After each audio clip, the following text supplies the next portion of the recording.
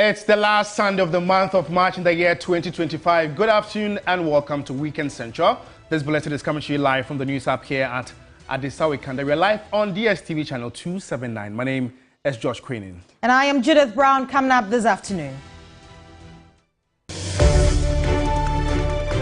Vice President Professor Nana Jane Opoku-Agyeman undergoes medical treatment at the University of Ghana Medical Center following a sudden illness.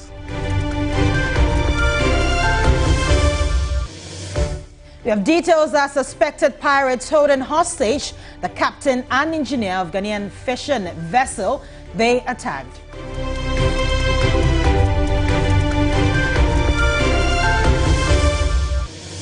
And in our Ghana Month series, we explore the story of Fort Sebastian in the Shama district of the Western region.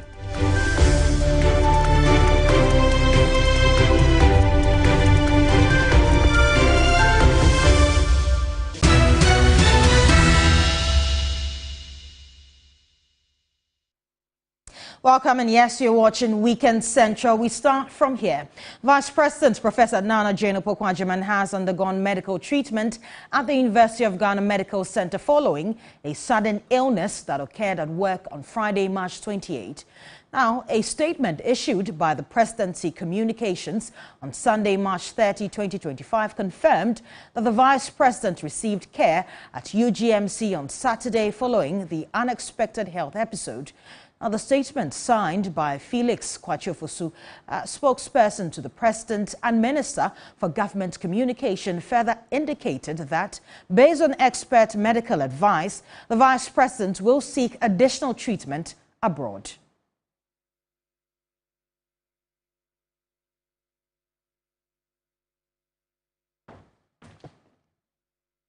Well, let's now speak to Vice Presidential reporter Evelyn Tingma for more on the VIB's itinerary this week. Evelyn, good afternoon. Now, we know that the Vice President has been conducting some official duties until she suddenly fell ill. Can you run us through what really she has been doing last week? Yeah, good afternoon, Judith. And of course, the Vice President somewhere last week was in Namibia, where she attended the swearing-in of that country's first female president ceremony over there. And then she came back to Ghana, and we know that during the course of the week, she was sworn in as the chairperson for the Ghana Armed Forces Council. The president was there and making her the first female to have chaired that particular council of the Ghana Armed Forces.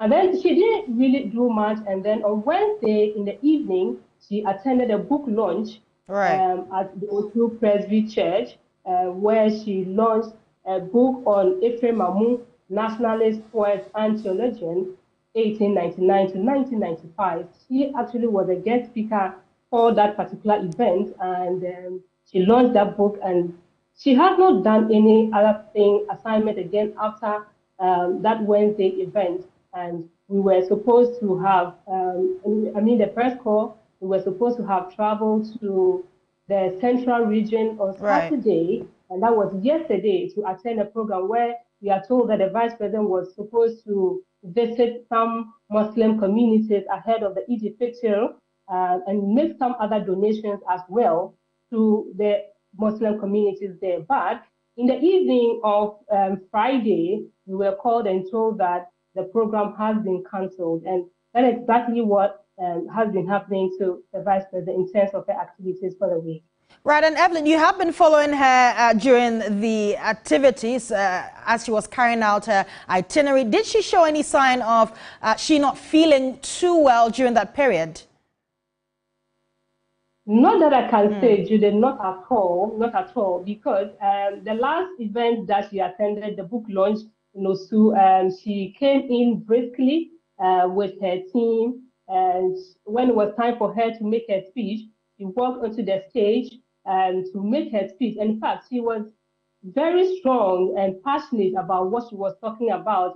The contribution of Ephraim Amu, and she was underscoring the need for Ghana to preserve its cultural heritage and promote the works of its iconic figures. And so she was very passionate about what she was talking about, and she didn't show any sign of sickness. After the program, she exchanged pleasantries with the people around there, and she worked out very briskly with her team as well. So there was no sign that she was sick or anything of that sort, Judith. What happens to her engagements for this particular week? Will she perform them? I do not think so. So if we are hearing the news from the presidency saying that she will be, according to the statement, that experts have advised that she seek medical treatment outside, and then that means it will not come on. As I earlier said, we were supposed to travel to Cape Coast on Saturday. That was yesterday, but that was cancelled. So it means that until she seeks that medical treatment outside, I'm not sure that any other activities that she was supposed to have engaged in would come on today. And has it been communicated when she intends flying outside for that medical care yet? Not that I know, Judith. We've not been told that. So probably we'll all have to wait for the presidency to tell us when exactly she'll be flying outside the country to perform to undertake that medical attention. Right, and so I know that there have been some engagements as well. The presidency has also released a statement. Can you quickly run us through really what was said in that statement before we move on? Right, so I do not have I can't quote verbatim what exactly the statement is saying, but I do know that the statement signed by Felix Ofosu-Kwakye indicated that she had fallen sick on Friday night, and she was taken to the Ghana Medical Center at the University of Ghana Medical School, I must say, and she was treated over there. But according to health experts' advice, she's supposed to be flown outside the country for medical attention. And so that is what we do know about the statement, Judith. Right, many thanks for your time. That's Vice Presidential Correspondent Evelyn Tingma bringing us details on the sudden illness of Vice President Professor Nana Jane Opoku-Agyeman. And we're hoping that, of course, she's going to get better and carry out her duties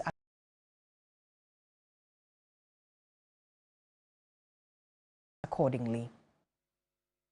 And now to a very unfortunate incident. The Ghana Navy is investigating a suspected pirate attack on a Ghanaian-registered fishing vessel, Magazine 1, that took place in its waters on the evening of Thursday, March 27. And at approximately 17:53 hours, 7 armed individuals boarded the fishing vessel, fired warning shot, prompting several other crew members to seek cover in a 3-hour ordeal. The pirates stayed on board for about 3 hours after assembling everyone on deck and confiscating their mobile phones. Following their departure, the crew came out of the hiding to find the captain, chief mate and chief engineer, all Chinese nationals, missing, who are suspected of being kidnapped by the attackers.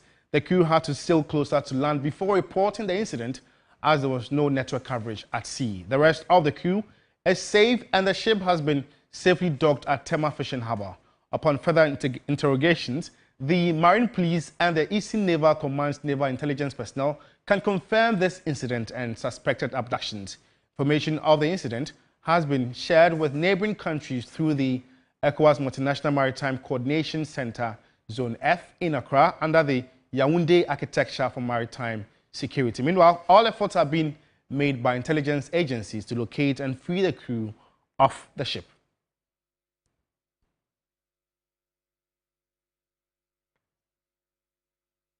Well, let's still stay longer on this very development and engage Dr. Kamal Din Ali, who is Director General of the Ghana Maritime Authority. And good afternoon, sir. Thanks for joining us. And it's been 3 days since the attack. Any updates yet on this very development? Good afternoon to you and to all your other those who are listening and watching us on this interview. Yes, it has been 3 days since the piracy incident, and the various agencies are still collaborating and working on it. You have the Ghana Maritime Authority, which is where I sit with my team. Then you have the Ghana Navy, and through the Ghana Armed Forces, the Ghana Navy issued a statement, and there are other key stakeholders that are working together assiduously so that the abducted crew members can be traced and rescued. This is not the first time an incident of this sort has, recorded in the Gulf of Guinea. What could have been accounting for this? Okay, criminal activities happen everywhere. So on land, we do have multiple criminal activities. And in a year, we may have hundreds and thousands of them. So within the maritime space too, one of the criminal activities that do take place is piracy. And the Gulf of Guinea generally have had these incidents of piracy. Generally, this we call this long-range piracy incidents, and generally these attacks, although we are yet to confirm in this case, are conducted from somewhere in the Niger Delta across the maritime space of other countries in the Gulf of Guinea. As a matter of fact, only last week also, somewhere on Wednesday, Thursday, we had an incident of hijacking of Equatorial Guinea. And Equatorial Guinea, Sao Tome and Principe. And within the next week, we have had this abduction also in Ghanaian waters. We haven't had incidents in the Gulf of Guinea for a while. So this represents another phase. And then all the stakeholders across the sub-region are working to make sure that we revert to the situation where we had zero or no incidents of piracy at all. Before we part company, last year, 26 attacks occurred in the Gulf of Guinea. 7 were pirate attacks. How is this impacting on maritime security, and what new approach could be adopted to control these attacks at sea? That's very true. So we had a situation where, for example, in 2020, 2021, we had generally no incidents, but we have had a little, some spikes in 2023 and 2024. What I do know is that we are still at a level where generally members of the Gulf of Guinea through the Yaoundé architecture are working very hard on these numbers. You remember that going back to 2019, 2020, we had more than 100 incidents across the region. So this has actually decreased substantially. And the collaborative framework that we have now, we have to strengthen it again. We have to increase our surveillance, and then we have to share intelligence even more so that such incidents can be addressed and eradicated altogether. Well versed in the blue industry, and how resourceful is our Navy to respond to piracy and other attacks at sea promptly?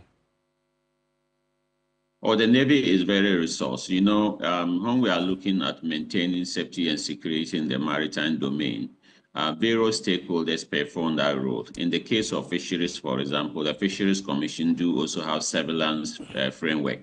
The Ghana Maritime Authority, we have surveillance framework that we use to, if you want, maintain a view of the maritime domain. And luckily, we are upgrading that very soon, and it will now cover the whole of our 200 nautical miles. The Navy also has a number of platforms that are integrated in terms of surveillance. Then it comes to platforms. Then the Navy do have platforms, ships patrolling the sea, but also fast crafts that can also undertake interception. The truth of the matter, though, is that you are always looking at a very wide maritime space. The maritime space of Ghana is almost like 2/3 of the land space of Ghana. So you cannot have enough access, and no country has that, to cover every inch of the space. Just imagine the number of police and other security agencies we have on land, and yet crime do occur. And you cannot populate the maritime space with that number of assets because they are definitely very expensive. Nonetheless, the capability and capacity of the Ghana Navy to monitor our maritime space is not in doubt. I think what we need to do is to continue to keep more vigilant so that such incidents can be eradicated altogether. Dr. Kamaldeen Ali is the director of the Ghana Maritime Authority, throwing more light on the fact that there have been some pirate attacks on a Ghanaian fishing vessel, which is the Mengzin one, and it's been 3 days after this very attack. And our man, Joseph Gold Armstrong, would also be touching base with us to give us more updates on this very development as and when we get through to him. Let's do some more stories. And businesses are being crippled due to the deplorable nature of the road network in the Gomwa East District of the Central Region. Now, the social life of residents has also been affected, igniting intensified demand for improvement.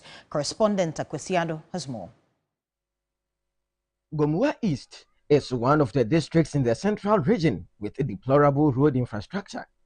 It's always a strenuous activity to ply roads that link the coastal communities like Dampase, Nyenyano, and Gomwafete to the landlocked communities and commercial centers. Commercial drivers consider working in the area as an act of sacrifice for the people, other than business, since they frequent the workshop rampantly to fix their vehicles with their proceeds. Let us try and speak to some of the road users in this particular area.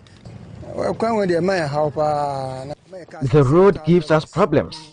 It destroys our cars always, and we have to replace parts. The NDC began constructing it. The NPP came and nothing was done.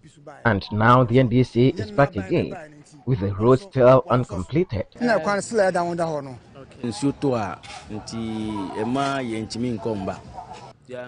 When it rains, we can't even respond to the sick. Because by 2 months now, I say the road and said papa because of the poor nature of the road. Flying the roads here is very uncomfortable. Heavy-duty vehicles also use the road. We feel vibrations when using the road, and they destroy our cars.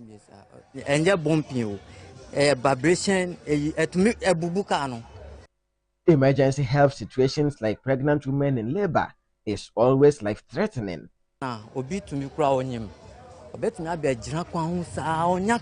Because of pregnant women struggle to get cars.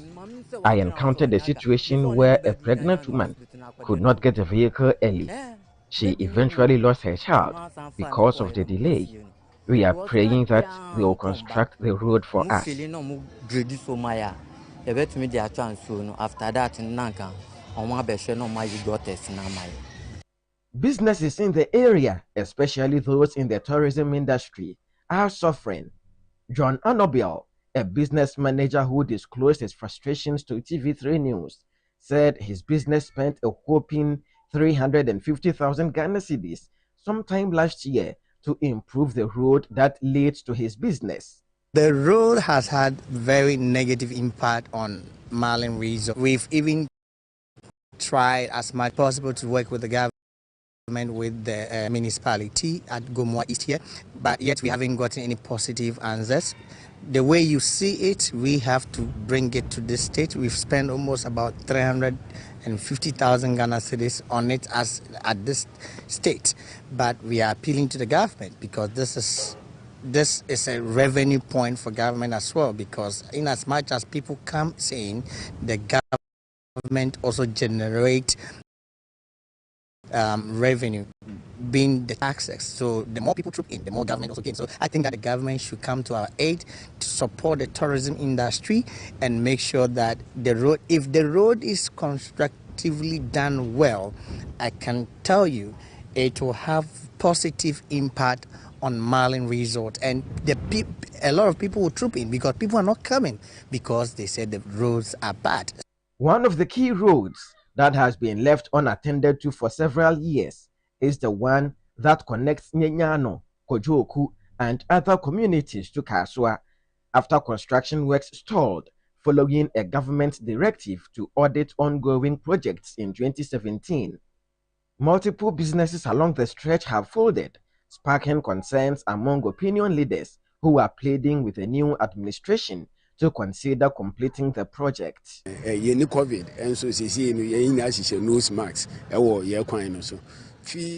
We always have to wear nose masks before using the road due to its dusty nature. Several businesses have closed down. In evenings, drivers charge extra fares before coming here.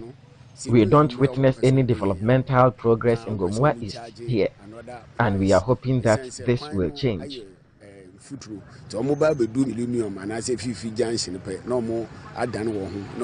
fact, nanka your price impo yes 7 cedi from Kaswa to this place nanka yes ana say bano but kwan ninti ama ya tumi agia to misa. The Kaswa Nyanyano road was awarded on contract between 2016 and 2017, but shortly after 2017 construction works on the road came to a halt following government's directive to subject all roads that were under construction at the time to auditing. Following that, not much has been done to improve upon the situation of this road, placing it in a very deplorable state. Residents are calling on government to ensure that the construction works resume on the road to give it a facelift in order to boost business activities here in Nyanyano. For TV3 News, I am Akwesi Ado.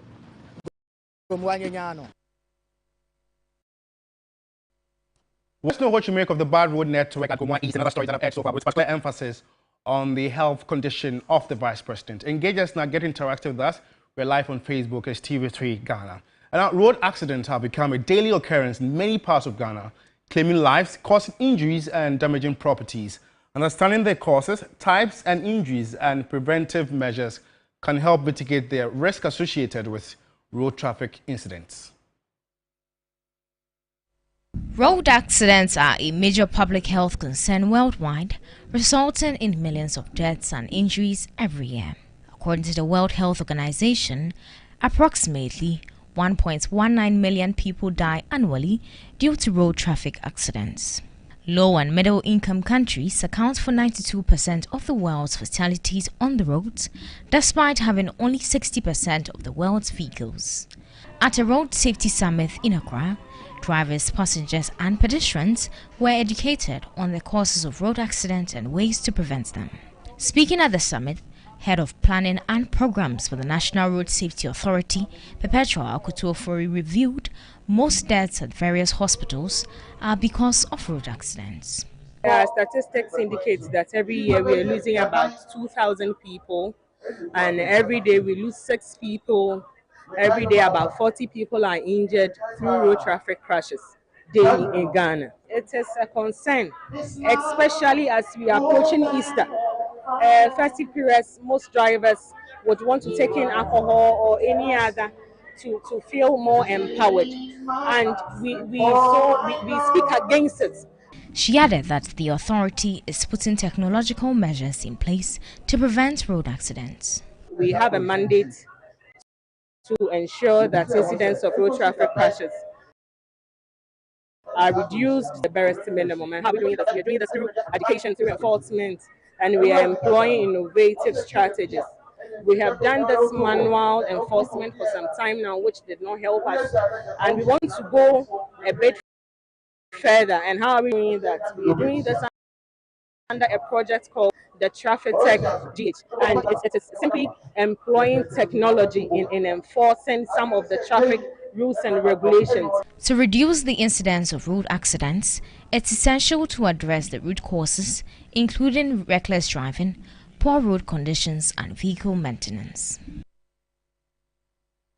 Now, the Chief Executive Officer of the Jamor Petroleum Hub Development Project, Dr. Tony Obin, has expressed concerns about the previous administration's failure to secure the land for the project. Compensations worth 200 million cedis due the affected communities are yet to be paid. Irama Smith has more. The Jamor Petroleum Hub Development Project in the Western region, with an estimated total cost of $12 billion, spans over 20,000 acres. It will feature, among others, 3 refineries, 5 petrochemical plants, 10 million cubic meters of storage facilities, jetties and port infrastructure. Ancillary services will include power plants, rail and road networks, L&D terminals, pipelines, water treatment facilities, waste treatment facilities, logistics and security services, residential and commercial facilities. However, the delayed compensation has raised concerns about the project's impact on local communities. At the sword-cutting ceremony of Phase 1 of the 3 phases on August 19, 2024, Then President Nana Addo Dankwa Akufo-Addo had instructed the Finance Ministry to release a total amount of 200 million as compensation for the affected communities. And people of Jamaica in generously offering their land for the development and advancement of this important project. In recognition of their contribution and with deep appreciation, I've instructed the Ministry of Finance to release as the first step towards the discharge of the liability for compensation some 200 million CDs to commence the payment of land court compensation to the affected communities. But this is yet to be done. Some affected residents of the Nawoli enclave, where 20,000-acre plots of land have been acquired for the project, have raised concerns with the plot size, compensation, and corporate social responsibility issues. At a meeting with the Western Regional House of Chiefs in Sekondi, CEO of the Jomoro Petroleum Hub Development, Dr. Tony Obeng, said the unpaid compensation is a challenge. The President is so committed to ensuring that this sees the light of day. We know that there are challenges at the moment. The previous government secured 20,000 acres of land. Unfortunately, not a penny has been paid. So when that happens, even though you have used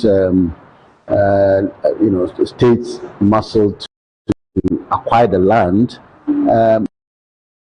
not having paid becomes a problem, because then it is not sure whether it's yours or not.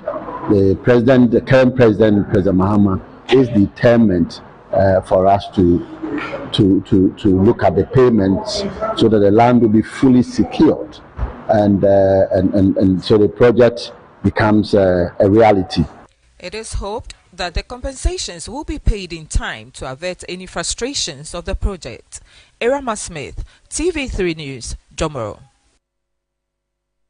Well, if you just tune in, you're still watching Weekend Central here on TV3, and let's move to a development that has been making rounds for the past few weeks. And Paramount Chief of the Pembe traditional area in the East Gonja municipality of the Savannah region, Pembe Ura Bankpagni Desefu IV, has cautioned against the sale of harmful drug substances, which has a tendency of destroying the youth. Speaking to the al-Sunnah community in Pembe, he warned that the traditional authority would not hesitate to hand over such persons to security agencies to face the law.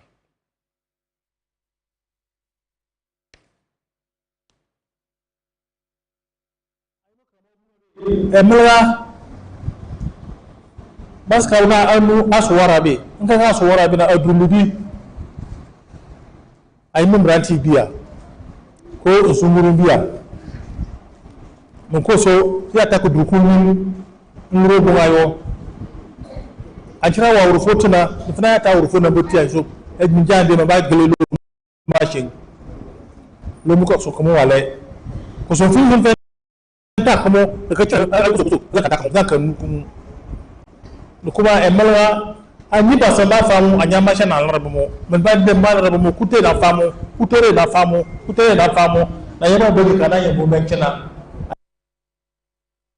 And now let's cross over to our regional correspondent, Christopher Amu, and to throw more light on this. Christopher, what has the Paramount Chief been saying?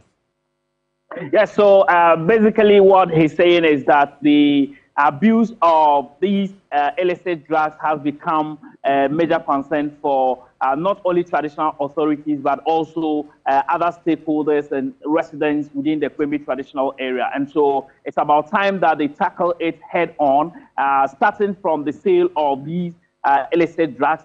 He's saying that those who sell the drugs, as well as those who take, all fall culpable of the law. And so the sale of drugs should first of all be looked at. If people do not get access to the drugs, it means that they will not take. And so once they're able to tackle the sale of the drugs, they will be able to tackle the abuse of the drugs as well. And so he's calling for everyone to get involved for them to be able to tackle this particular menace. And Christopher, how widespread is the sale and usage of these harsh substances in the area?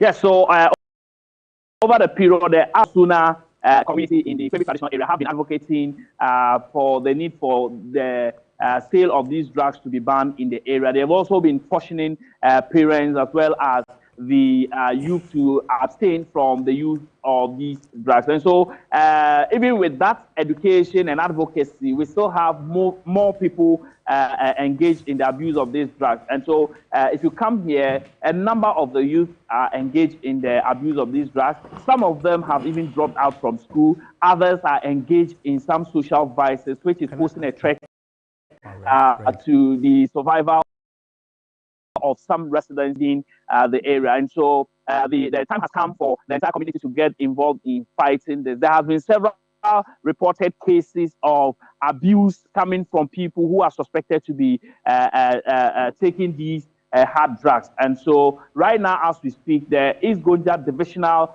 Police Command is embarking on a spot-on check for some of these drugs on vehicles that are entering into the community. So, for instance, if a vehicle is coming from Tamale, they will stop it at the barrier to check for some of these drugs that is smuggled into the community. So, some steps have been taken to ensure that these menace is put to a stop. And Christian, pardon me, Christopher, before we let you go, and red is one of the latest drugs that is really destroying the youth. Has that found its way in the area? Yes, it has found its way in the area because all forms of drugs is in the Igoja municipality. Everything is here. Some of them, even it is the locals, the people who abuse these drugs, who mix them. Someone can take tramadol, add it to a different substance and consume. And that is even the reason why authorities here are concerned, because right now, as we speak, most of the children, most of the youth in the area are actively engaged in the abuse of these drugs. Christopher, thanks so much for your time. Christopher Marcos, a Savannah regional correspondent, and painting us a picture of how East Gonja is faring regarding the use of harmful drugs by the youth in the area. And that's how we wrap up. We go for a first break, and you can get more news updates when you come back from this break.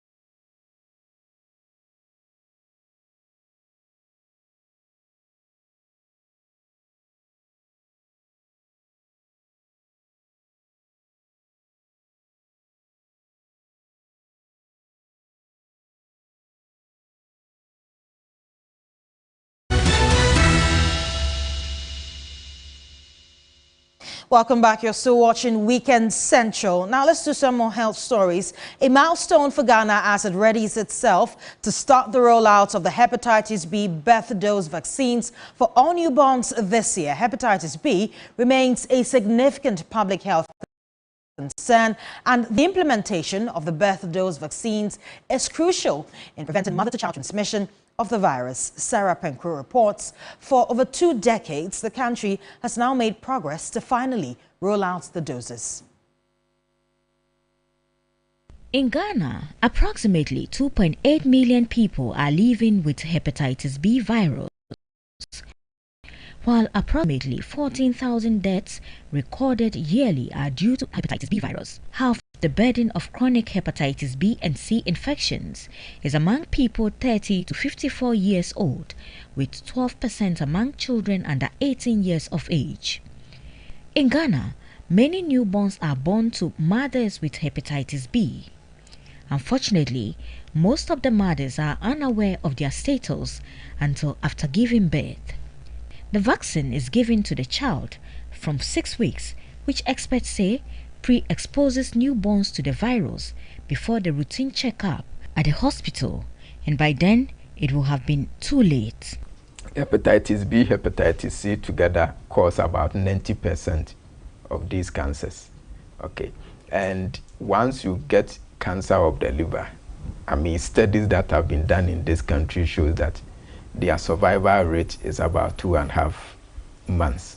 Ideally, every newborn is expected to be administered the hepatitis B birth dose vaccine, which is essential in preventing mother-to-child transmission. For years, advocacy has been keen on the birth doses. We hear more about malaria, we hear more about HIV, we hear more about tuberculosis. It's mainly because we get funding from outside. BAR fund help support prevention and management of this condition. But viral hepatitis have not attracted international support yet. And as a country, we are also not looking at how the condition is affecting the population, and then also coming in to help those who have the condition. So my appeal is that even if government cannot do anything, this management of these 2 infections should be covered fully by national health insurance. The World Health Organization recommends the inclusion of the hepatitis B birth dose vaccine in every country's expanded program on immunization schedule. And finally, the country is hitting the mark. We know to complete a cycle of prevention, you need to prevent the newborns as soon as they are born, within a short time. So, fortunately, as part of our portfolio optimization in terms of vaccines, in the expanded program on immunization, Gavi, the alliance that supports vaccination, is supporting the country to introduce a hepatitis B birth dose come this year. So we are far advanced. We've submitted the application. We had and hopefully we should be introducing hepatitis B birth dose come the last quarter of this year. The WHO reports each day more than 6,000 people are newly infected with viral hepatitis. Yet, despite the burden, only 18% of newborns in the region received the hepatitis B birth dose vaccination. Sarah, TV3 News, Accra. Still on health, to improve sanitation management in the country, the Minister for Local Government, Chieftaincy and Religious Affairs has emphasized the need for stronger policies and collaboration. Speaking at an event on World Water Day, stakeholders highlighted the importance of prioritizing water quality over mere accessibility, raising concerns over recent cholera outbreak and illegal mining, underscoring the urgency of ensuring safe and clean water for all. Water is essential for life, yet millions worldwide still lack access. According to the United Nations, nearly 2.2 billion people globally struggle with access to potable water. In Ghana, While progress has been made in expanding access to water, concerns about water quality persist. Recent cholera outbreak in parts of the country, as well as illegal mining activities, raised concerns about poor sanitation, contaminated water sources, and inadequate waste management systems, emphasizing the urgent need for action. A professor of health and development geography from the University of Cape Coast, Professor Simon Mariwa, says the importance of prioritizing water quality over mere accessibility cannot be overemphasized. One of the important aspects of water that we don't pay attention to is water quality. Generally, we talk about access to water. About 87.7% of Ghanaians have basic access within their premises, which is very impressive. But now we are moving beyond just access and looking at the quality. And one of the quality issues is plastic pollution. Plastic pollution, you're talking of, we use plastic as a container for storing water because of ease, convenience, and all of that. But we also know that plastic is dangerous to human health, especially if you ingest it. And when you talk of Galamsey, we only talk about water from Ghana company because they rely on these big rivers for their water. But there are sources that some of these things will penetrate into groundwater. And those who drill boreholes, those who use wells and all these things are going to suffer that. The Minister for Local Government, Chieftaincy and Religious Affairs, Ahmed Ibrahim, also shared his perspective on the issue. I propose that if it is the incapacity of the interministerial coordination that is not being able to coordinate properly to find solution to the wash services delivery, that it means there is a need for us to do more. And going forward, I will talk to the Minister for Western Housing, who is a friend and a brother, and the Minister for Lands and Forestry, for the three of us to be able to come together to see how best we can re-engage then with their service, with their recommendations, and find lasting solution to them.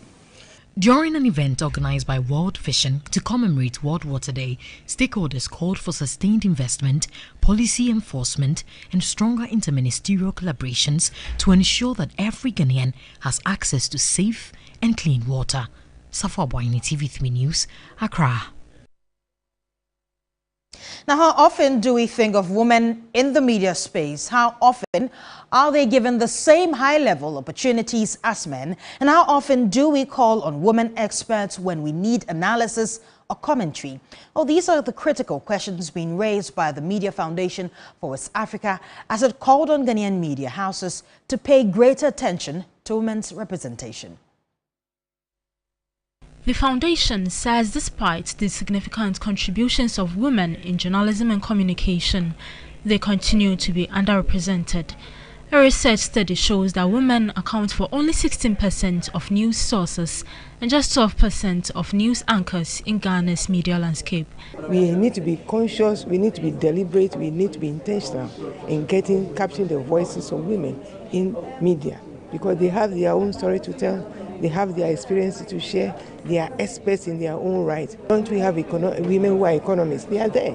Women who are medical doctors, women who are lawyers, women who are nurses, women. So there's no fault now that we will not see women. The call is backed by findings from the Ghana Women Experts Project, which revealed that women make up only 15% of experts interviewed across Ghanaian media platforms. MFWA argues that this persistent imbalance limits diversity of thought and undermines the quality of journalism. The Ghana Journalists Association has also backed the call on empowering women in the media landscape. GJA would like to urge media houses in Ghana to take the following steps: to increase women's representation and strive for parity in hiring processes, ensuring that women are equally represented in newsrooms, on air, and in leadership positions. GJA's call to action is to promote diversity in storytelling.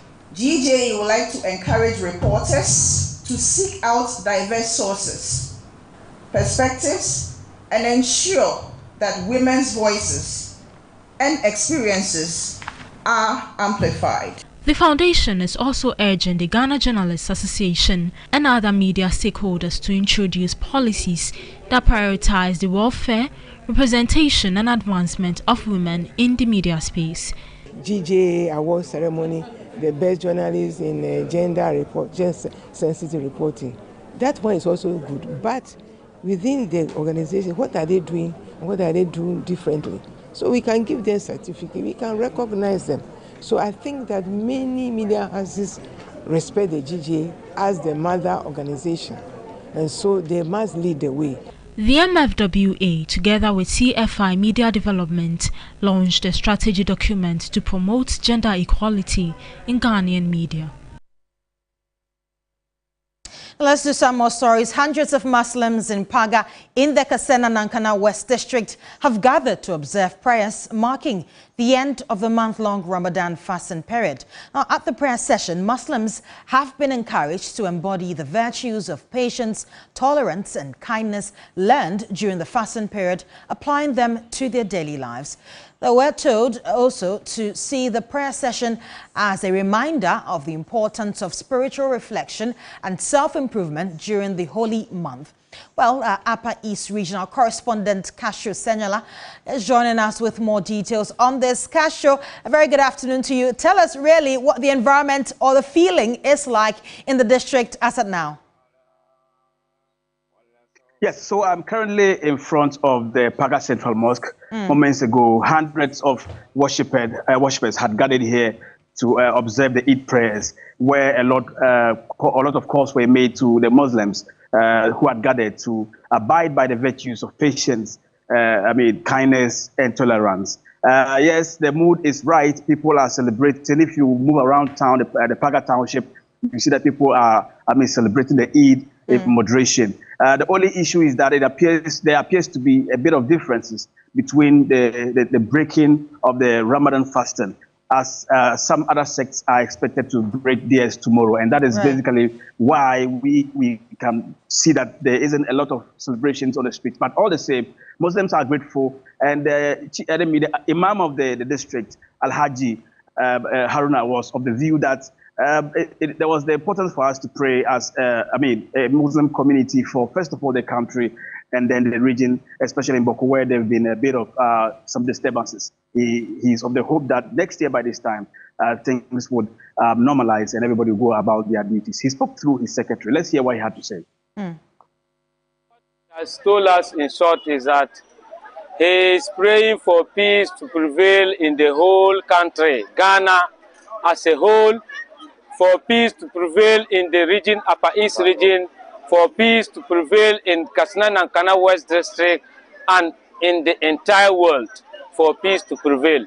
Especially Boko and the other places where we used to experience things like that. We pray that after this Eid festivity, we should all be there with calm. We pray that Allah himself should intercede and come and Allah should intercede. Allah should intercede and make peace prevail. He should protect us and protect our wealth, our families, everything. What our father also said is that we as Muslims, after the prayers, when it is time for we to pray this for this Ramadan, you see everybody will become a very good Muslim. We will stay by the norms. We will go by the rules and everything. But after the Ramadan is over, you see others will go back to what they were doing.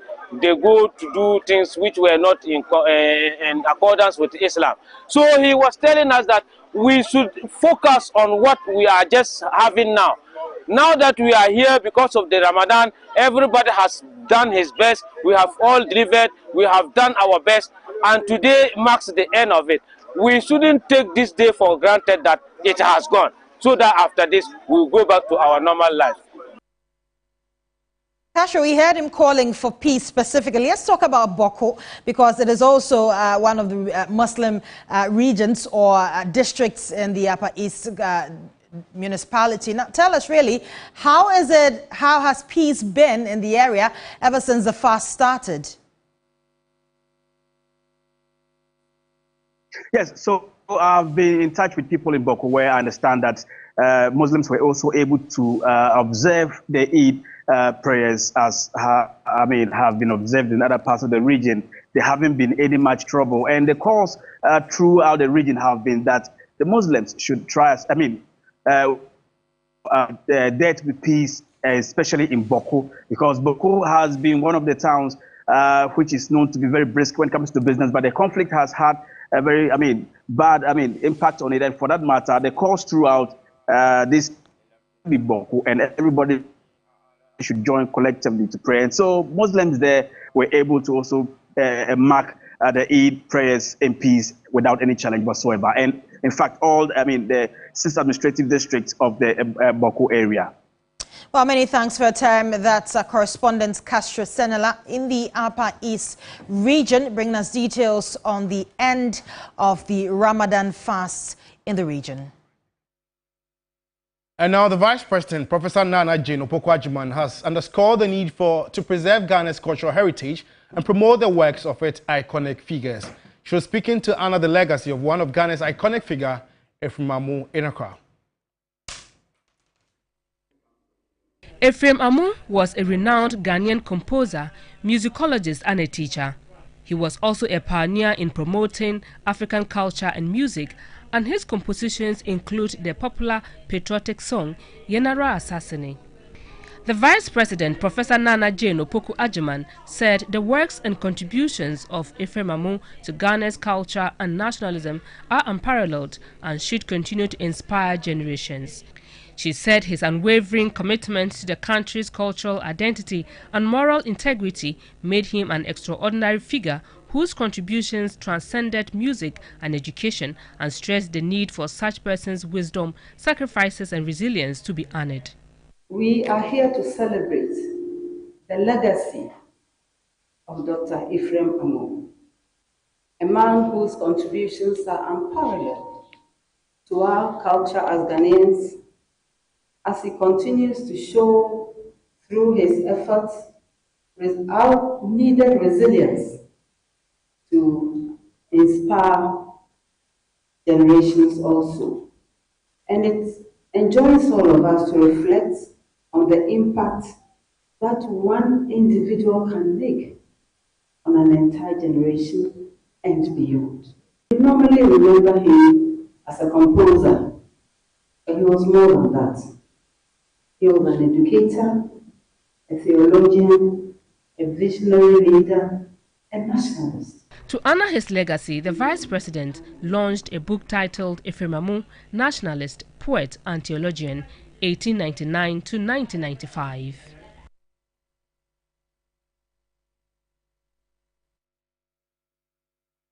Up next, let's bring you some stories on a Ghana Month series.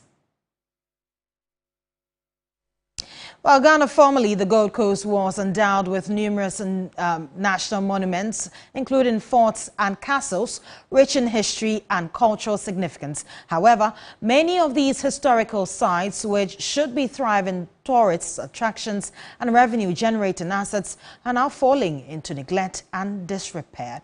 Now, as part of the Ghana Month series, Stanley Niblo explores the story of one such monument, Fort Sebastian, in the Shama district of the Western region.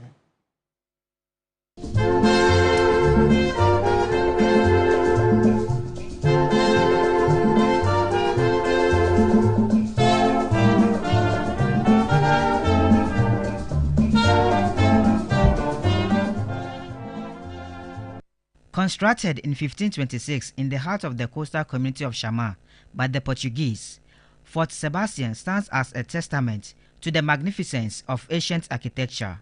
As the third oldest fort in the country, it originally served as a deterrent to English sailors interfering in Shama's trade.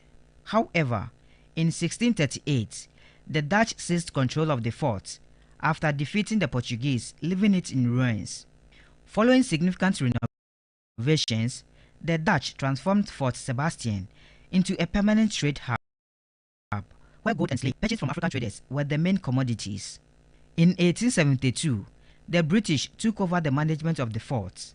With the abolition of the slave trade, the door of no return was partially covered with concrete. Despite this, artistic impressions on the walls of the female dungeon continue to stir deep emotions among visitors. The monument also houses the remains of Africa's first philosopher, Dr. Ephraim Amu, a native of Nzimaland. Fort Sebastian is under the custody of the Ghana Museums and Monuments Board, but is managed by the local community as a tourist site. Unfortunately, visitor numbers remain low, and the facility is steadily deteriorating. Kweku Busumtwi, a tour guide at Fort Sebastian, highlights the challenge of maintaining the site without adequate financial and institutional support. If major renovations had been carried out, the fort would have attracted many tourists from far and near. However, its current state is not appealing enough to generate adequate revenue. Deputy Chief Executive Officer of the Ghana Tourism Authority, Abeku Agri Santana, has noted that Fort Sebastian is not officially licensed as a tourist site, emphasizing that all sites with tourism potential must secure proper accreditation. Every tourist site and attraction per the regulation LI 23 must be licensed by Ghana Tourism Authority. Some of the sites and attractions are in the ownership of traditional authority, local assembly, museums and monuments board, and private individuals. Before we license every tourist site and attraction, we ensure that the site guide or the operator at least have a basic knowledge in site guiding or visitor attraction management. They have a knowledge about it. Unfortunately, because these sites and attractions were built by the early Europeans and have been abandoned, communities have taken ownership. He urged traditional authorities to collaborate with the GTA to develop and preserve historical sites effectively. Additionally, he stressed the importance of private sector participation in tourism development. The laws are there, but the question is, why is it that we have not maintained, we have not rehabilitated, we have not preserved these sites and attractions?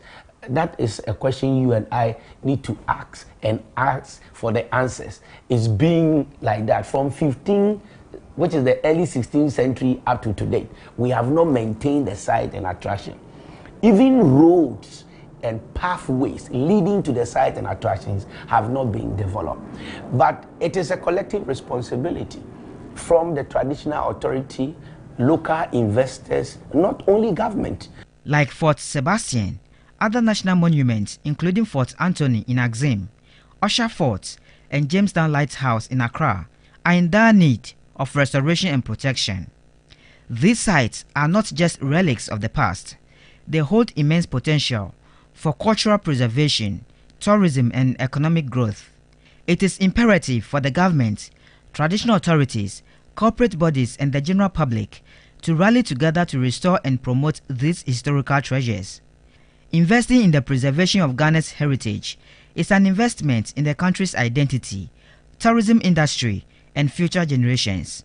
The time to act is now, before these priceless landmarks are lost forever.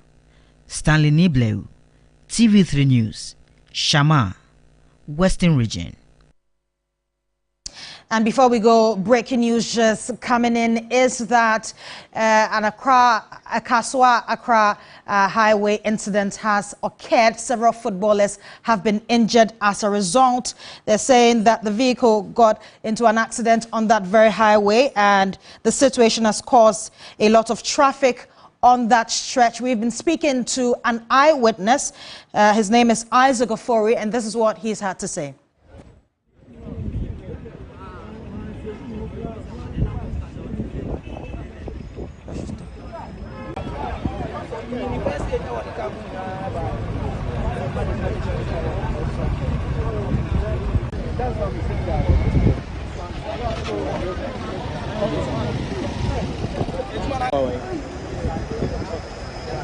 You're not allowed to grant it. Well, of course, we'll bring you more details of that incident in our subsequent bulletins. But of course, this is where we end the bulletin. But there's something special I have to say today. I know Mrs. Awatri Tando is one of our greatest fans, and it's a special day today. Yeah, she's 60 years old today. Happy birthday. A very happy birthday to you, Mommy. And I love you from the depths of my heart. We all love her. Well, that's how we wrap up today's edition of Weekend Central. I came to you live from the news app here at the South End. For more news updates, just log on to our website. It's 3news.com. Also follow us on Instagram, 3news.gh. My name is George Queening. And I am Judith Brown. Have a very good evening. Afternoon, actually. Bye-bye.